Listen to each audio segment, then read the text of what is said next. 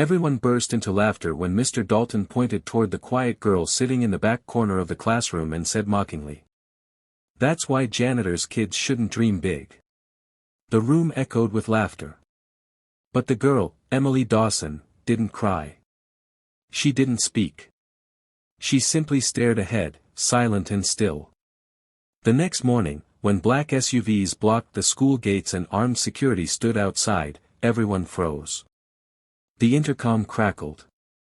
"All faculty, report immediately to the auditorium. This is an emergency meeting." Mr. Dalton, who had humiliated Emily the day before, watched anxiously. He had no idea the storm he had triggered was about to roar through the nation. Day 1, the insult. The classroom smelled of dried markers and dust. The air conditioner's hum was the only sound until Mr. Dalton stood tall at the front, cold eyes scanning the room like a judge ready to sentence. His gaze locked on one student. Emily Dawson ***. Worn-out shoes, clean but old clothes, hair neatly tied in a ponytail. She never talked much, never asked questions, just observed, quietly. Mr. Dalton picked up a piece of paper, the recent career aspirations assignment. "Let's read Emily Dawson's dreams. She wants to be a neurosurgeon." "Yes, brain surgery.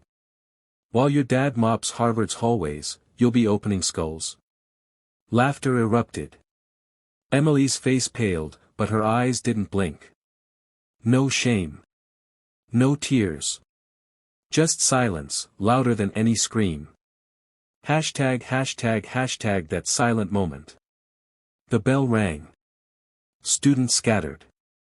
Emily's father, James Dawson, the school janitor, stood quietly in the hallway. He had heard everything. But he said nothing. Emily walked past him. They exchanged a long look, a nod. Something had changed. A phone call. A secret, ***. That night, James dialed a number he hadn't called in years. A voice on the other end answered. "Is it time?" James replied with one word. "Yes." The next morning. Before dawn, a convoy of black SUVs lined up outside the school.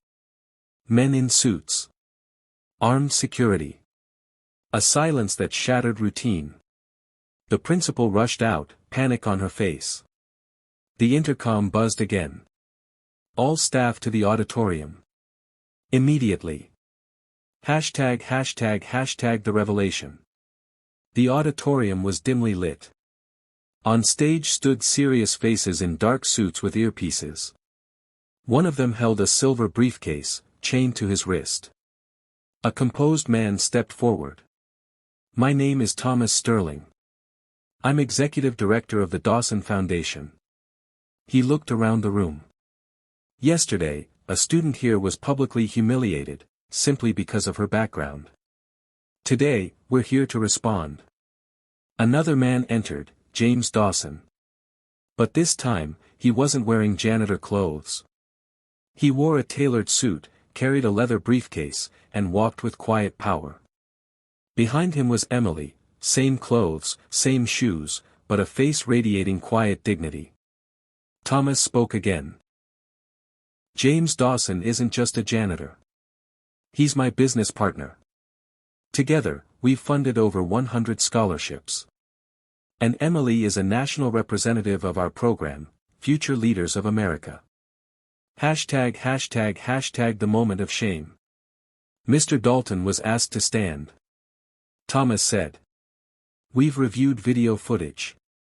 You said, janitors' kids belong in trade schools, not places like this. Did you say that?"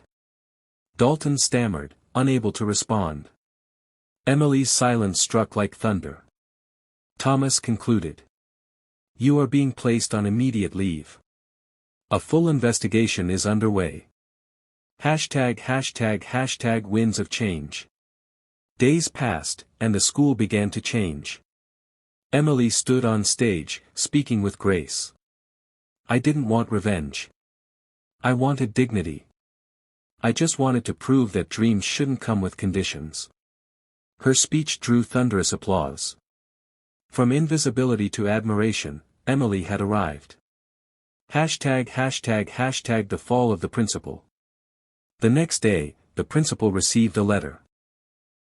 Your services are terminated effective immediately. Reason? Complicity and silence. Thomas himself walked into her office, Emily beside him. The principal tried to speak, but he calmly said. It's time for leadership that protects children, not belittles them. Emily's promise. On stage, Emily spoke to the entire school. My father taught me that respect doesn't come from wealth or titles, it comes from truth and hard work. She continued. From today, this school will be a place where no student is ever shamed for dreaming too big. The final twist. But the story didn't end there. Another black SUV pulled into campus. An FBI agent stepped out and handed Emily a folder. We need to talk about your mother. Emily opened the file. Her mother, Rose Sterling, had been a covert FBI agent. She had infiltrated corrupt school systems, human trafficking rings, and fake educational schemes. All while living undercover, as a janitor, ***. Emily stood silent, stunned, and proud. The agent handed her a sealed envelope. Her mother's final letter. My dearest Emily.